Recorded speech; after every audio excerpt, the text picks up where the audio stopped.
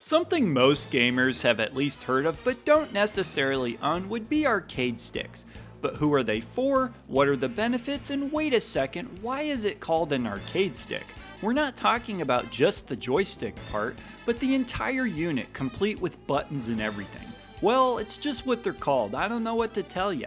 You could technically call them arcade controllers, but you almost never see that. Anyways, when people think of arcade sticks nowadays, they mostly think about them being really expensive controllers exclusively for people who are really into fighting games. Heck, a fight stick is actually one of the other popular names for these.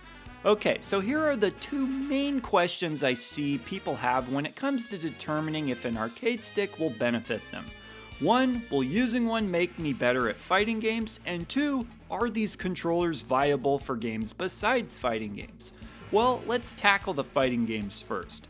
This idea that an arcade stick will make you better at competitive fighting games comes from the fact that it's what the vast majority of tournament players will use. Not to mention, these fighting games were born in the arcade, and so it feels a little more authentic and true to form if that's something you can get behind. Plus, they're way more expensive than regular controllers, so they must allow you to play better, right? Well, here's the thing to consider. Most of the tournament players are playing these games at an extremely high level.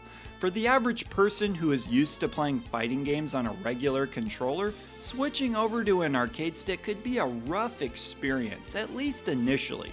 You see, it requires a very different kind of muscle memory and comfort.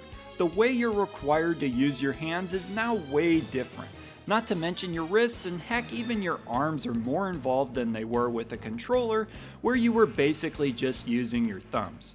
Now, of course, some people could very well get comfortable with it faster than others, but my point is that it's different from using a controller, and how much of an upgrade it is will depend on who is using it and how much time they've put into it. I know some people who have gone into buying an arcade stick naively and ended up never being as comfortable with it as they were with a controller, and were therefore no better at fighting games as a result. Of course, the arcade sticks themselves can vary as well, which will determine your comfort level.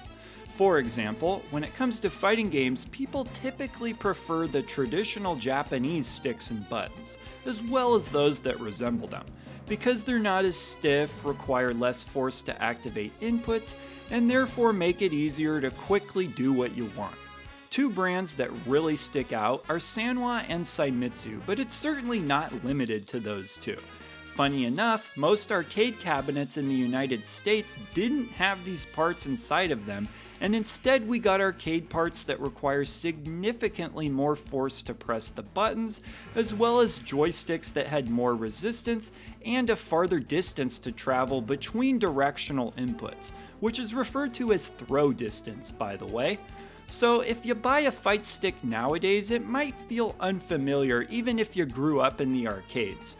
One last thing I want to point out before we move on is that in 2014, somebody actually won the Street Fighter Evo tournament using a PS1 controller. This is especially funny because the PS1 isn't even considered one of the best controllers for fighting games due to the fact that it has an unconventional D-pad and lacks 6 face buttons for punches and kicks, instead relying on shoulder buttons for some of the inputs. Of course, this is a notable exception, but still, suck on that, arcade sticks. Okay, one of the other popular uses of arcade sticks for a genre that people are very hardcore about is shoot 'em ups. And let me tell you, people often debate what defines a shoot 'em up, but I have always considered them to be whatever the folks at the website System 11 consider them to be, who keep track of high scores and even have annual voting to determine what the best games in the genre are. And yes, I've even voted on there myself. Anyways, because shoot 'em ups require such a high level of precision, much like competitive fighting games do, being very particular about how you control these games is very much going to be a thing. However, the preference amongst people who play shoot 'em ups on arcade sticks as opposed to fighting games generally differs. For example, the Sanwa sticks, which are one of the more popular options for fighting games, are generally not preferred for shooting games because they're just a little bit too loose with a longer distance between directional inputs. for shoot 'em ups, people typically prefer sticks that have a very short throw distance between inputs. In any case, you'll find these players have very specific controller setups they prefer, much like players of fighting games. Alright, but what about using arcade sticks for other types of games that aren't fighters or shoot 'em ups? Well, you can do it, but I should point out that most of the arcade sticks that came out for consoles prior to the Xbox 360 did not use real arcade parts, but rather proprietary parts, and most people who have a lot of experience with arcade sticks will tell you that these are a step below. So that doesn't mean they can't be enjoyed, but that's just something to keep in mind. If you want to use an arcade stick with real arcade parts on older systems, you'll need to either use something that's been modified, has an adapter, or even just play them on something like a Raspberry Pi. Heck, that's actually my preferred method for playing some arcade games. Now, as far as which games you'd want to play on an arcade stick, I have a very specific criteria for determining this. Did the game originally come out in the arcades? If so, then yes, it'll probably feel right to play on an arcade stick. If it didn't come out in arcades, then it's really up in the air and comes down to preference. And honestly, that's really what it comes down to when it comes to using an arcade stick for any purpose.